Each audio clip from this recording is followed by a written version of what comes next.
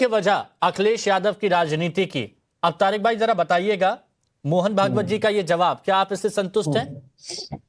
मोहन भागवत को तो इर्रेलेवेंट कर दिया भारतीय जनता पार्टी ने, क्योंकि अगर मोहन भागवत ने ये बात कही कि हर मस्जिद के नीचे आप मंदिर न ढूंढे, तो इस पे इनका क्या स्टैंड है? इस पे बीजेपी तो चुप रहती है, इसलिए मोहन भागवत साहब की बात ना करिए। उनके लिए बीजेपी की जीरो इंपॉर्टेंस है। नहीं, लेकिन अभी अगर मैं पूछ रहा हूं तो उस पर तो आप देंगे ना जवाब। इंटरप्ट नहीं किया आपने, उनको इंटरप्ट नहीं किया भाई।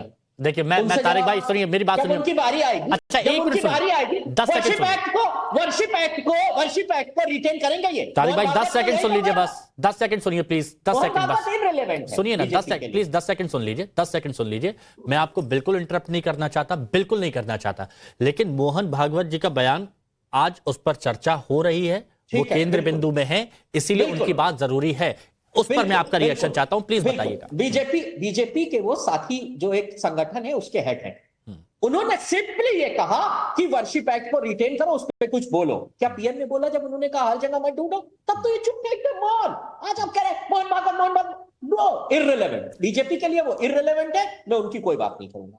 मुंशी प्रेमचंद ने कहा हमारे मुंह की अगर कोई रोटी छीन लेगा, उसके मुंह में हाथ डालकर वो रोटी निकाल लेना हमारा धर्म बन जाता है। मेरे वर्ड शब्द नहीं है, जैसे वो उनके शब्द थे, जैसे नेताजी के कुछ शब्द रोज बु बु बु बु बु बु बु करते हैं भारतीय जनता पार्टी वाले, वैसे ही वो विवेकानंद साहब के शब्द थे जो योगी अखिलेश जी ने कहा, ये प्रेमचंद साहब के शब्द हैं जो मैं बोल रहा हूं, मेरे नहीं है। अब अगर आप 69,000 शिक्षकों की रोटी छीनोगे तो मुंह में हाथ डाला जाएगा, और अगर रोटी की बात करना या मुंह में हाथ डालना या आपके कान पकड़कर उमेट कर आपसे कहना ये परंपरा का अनादर है, तो हम करेंगे ये। नहीं तो ये रोजी रोटी की बात, रोजी रोटी की बात जब की जा रही है, ठीक है, अगर रोटी की बात करना परंपरा का अनादर है, आपको इस बात को सुनना चाहिए। आपने कहा रोजी रोटी की बात, आपने कहा रोजी रोटी की बात, लेकिन इससे कई लोगों को तो रोजगार मिल रहा है ना, बहुत सारे लोगों को रोजगार तो मिल रहा है ना। ये बता रहे हैं कि 2 लाख करोड़ का राजस्व भी यहां पर मिलेगा, रोजगार के अवसर पैदा हो रहे हैं जगह जगह। Very good, very good. अनाज देना बंद कर दीजिए अब जो दे रहे हैं आप, इसका मतलब है रोजगार। मतलब आप चाहते हैं कि छीन लिया जाए? अरे जिसको मिल रहा है, जिसको एक्स्ट्रा मिल रहा है, उससे दिक्कत क्या है? देखिए ये इकोनॉमिक्स बढ़ रही है, इसका कोई सटीक आंकड़ा नहीं है। ये अपने मन से कहने की एक आदमी आएगा 5,000 खर्चा करेगा, एक आदमी आएगा 20 रुपए में। अभी तक 3 करोड़ लोग आ चुके हैं, अभी तक 3 करोड़ लोग आ चुके हैं। क्या इसका फायदा किसी को नहीं हुआ होगा? किसी को रोजगार नहीं मिला? मिल रहा है, हम इससे इनकार नहीं कर रहे हैं कि रोजगार नहीं मिल रहा। तो सवाल कहां उठा रहे हैं पहले ये बताइए, स्पष्ट होइए।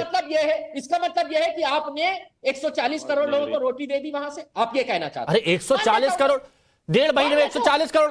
सुनिए ना तारिक भाई, मुद्दे पर तो रहिए। कौन सी बात? आप लोग मुद्दा क्या उठाना चाहते हैं पहले ये थोड़ा सा स्पष्ट होइए। कभी कहते हैं फिजूल खर्ची, कभी कहते हैं फिजूल खर्ची, वो भी है, वो भी एक मुद्दा है। फिजूल खर्ची भी मुद्दा है। करेंगे जब 2013 में आ रहा हूं मैं, राजनाथ सिंह, जब 2013 में राजनाथ सिंह कुंभ में गए और कहा कि अखिलेश साहब ने अच्छी व्यवस्था नहीं की, तो क्या वो एंटी सनातनी हो गए थे? अगर व्यवस्था पे सवाल उठाना हम कह रहे हैं, नहीं आप फिजूल खर्ची अभी से ये सारी चीजें बता रहे हैं, वो तो सोच समझ क्या करना क्या चाहते हैं ये स्पष्टता होनी चाहिए ना, बस ये मैं आपसे पूछ। बिल्कुल स्पष्ट है, बिल्कुल स्पष्ट। साध्वी प्रज्ञा बात, रोटी की बात हम करते रहेंगे। तो रोजी की बात आपको बहुत स्पष्ट जवाब मनीष गुप्ता जी ने भी दिया, और यहां पर भी कि कितने लोगों को रोजगार मिल रहा है इससे, भले ही अस्थाई है, ठीक है, लेकिन आने वाले वक्त में कितनी मदद मिलेगी ये भी आप समझिए। साध्वी प्रज्ञा भारती जी, महाकुंभ पर जो सवाल खड़े किए जा रहे हैं अलग अलग पार्टियों की तरफ से, नेताओं की तरफ से, कभी रोजी रोटी से जोड़ा जाता है, कभी फिजूल खर्ची से बताया जाता है, कभी कहा जाता है कि घोटाले की नींव तैयार हो गई है। साधु संत जो हैं, जिनके लिए ये बहुत बड़ा पर्व है, उनके मन में क्या विचार आता बताइए। सबसे पहले तो हिमांशु मैं ये कहूंगी, बहुत ही सुंदर दिन है आज का। आप सभी को, टाइम्स नाउ नवभारत के सभी दर्शकों को मकर संक्रांति की हार्दिक शुभकामनाएं, और महाकुंभ जो 144 साल बाद आया है उसके प्रथम शाही स्नान की हार्दिक शुभकामनाएं। ये बहुत ही सुंदर दिन है, and let's deliberate on everything जो भी अभी आपने कहा है। सबसे पहली बात देखिए, ये एक ऐसा पर्व है जो आस्था, संगम और मोक्ष का एक अनूठा और विलक्षण आयोजन है। सबसे पहली बात ये। अब बात करते हैं साधु संतों की भावना की। देखिए, महाकुंभ से हमारी भावनाएं जुड़ी हैं। सनातन धर्म का बहुत प्रमुख पर्व है महाकुंभ। महाकुंभ ये वो पर्व है जहां पर भक्त जाते हैं लाखों करोड़ों की तादाद में, और ये वाला महाकुंभ 2025 वाला और ज्यादा स्पेशल बन जाता है क्योंकि 144 साल के बाद आ रहा है। ठीक है, हाँ। और ये लोग जो यहाँ पर, एक सेकंड, ये जो सपा वालों ने कहा है बिल्कुल गलत कहा है। 140 करोड़ लोगों की रोटी की बात करते हैं, तो 140 करोड़ लोगों को क्या सपा की सरकार रोटी दे रही थी 2013 में? मुझे पहले ये बात बताइए। और 2013 के कुंभ की बात भी मत करिए, 133 करोड़ रुपया उन्होंने उसमें घोटाला किया था, 900 करोड़ रुपए की रिपोर्ट है, कोई पता नहीं। सैफई महोत्सव में क्या होता है ये बताइए, सैफई महोत्सव में कौन से धर्म को प्रेरित करते हैं? और उसके बाद मुझे ये भी बताइए, ये बात करते हैं देश के धर्म की आस्था की, महाकुंभ का ही समय मिला था इनको रोटी की बात करने के लिए। बहुत शॉर्ट में जवाब प्लीज, बहुत शॉर्ट में जवाब, फिर आगे बढ़ता हूं, दो मेहमान और इंतजार कर रहे हैं। हाँ बताइए तारिक भाई। देखिए, आ रहा हूं मनीष जी, ऐसे हाँ। मैं ये कह रहा हूं कि सभी पार्टियां आती हैं और बेहतर कुंभ कराने की कोशिश की है, हमने भी की है, आप भी कर रहे हैं। तब आपने कमियां हमारी गिनाई, दूसरों को क्रिटिसाइज नहीं कर सकते ना। 2 लाख करोड़ का जब वहां पर बिजनेस जनरेट हो रहा है, एम्प्लॉयमेंट जनरेट, साध्वी जी जवाब ले लीजिए, ऐसे कैसे, प्रज्ञा भारती जी जवाब ले लीजिए प्लीज। हाँ ऐसे कैसे हाँ होगा? बोलिए। हाँ अब मैं कह रहा हूं, अब ये मैं नहीं कह रहा हूं। अच्छा, शंकराचार्य साहब कह रहे हैं, आपने कहा अभी एक बहुत अच्छी बात कही हिमांशु भाई, आपकी बात मैं कह रहा हूं कि सारे हिंदू एक साथ आ गए, सारा भेदभाव खत्म हो गया, पीडीए घबरा गया। शंकराचार्य साहब कह रहे हैं वीआईपी घाट और वीआईपी टेंट क्यों बनाए गए हैं, किसके लिए बनाए गए हैं? यहाँ तो सभी लोग आप बराबर कर रहे थे, ये भी शंकराचार्य। अरे अब आप उसको कहां अलग ले आए? उनकी सुरक्षा की, जब मुख्यमंत्री सुनिए शंकराचार्य की आप जानते क्या होता है सनातन में?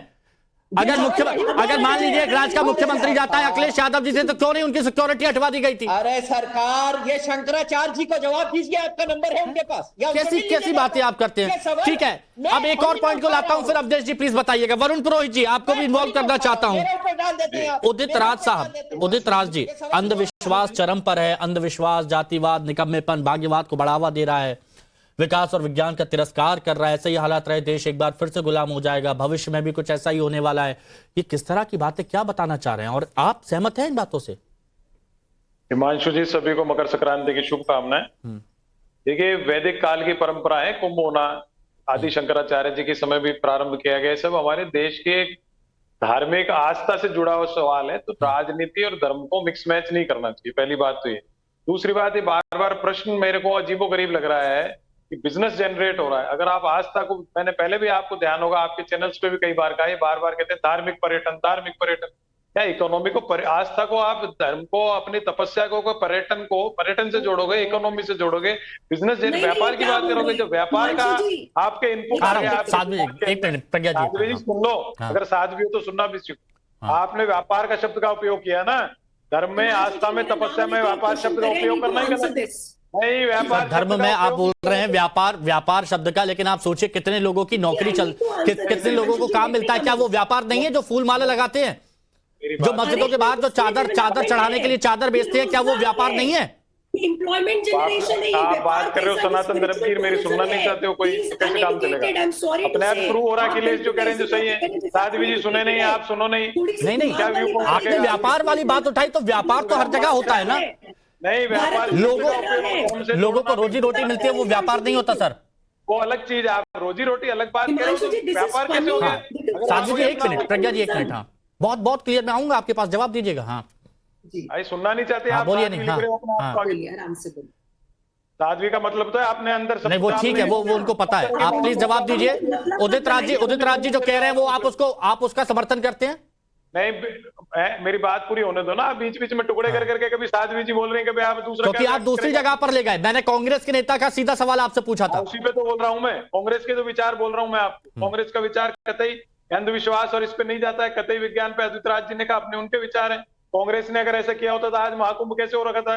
50 साल 55 साल कांग्रेस ने राज किया, देश के अंदर आस्थाएं समाप्त हो गई क्या? उस समय व्यापार शब्द का उपयोग करते थे, धार्मिक पर्यटन शब्द का उपयोग करते थे। तो आपके नेता अगर ऐसे बयान देते हैं, क्योंकि बहुत सारे लोगों को आस्था है, और वो इसे अंधविश्वास अगर बोल दें तो ठीक है, ये इनका निजी है। नहीं, बिल्कुल निजी बयान है, कांग्रेस का अधिकृत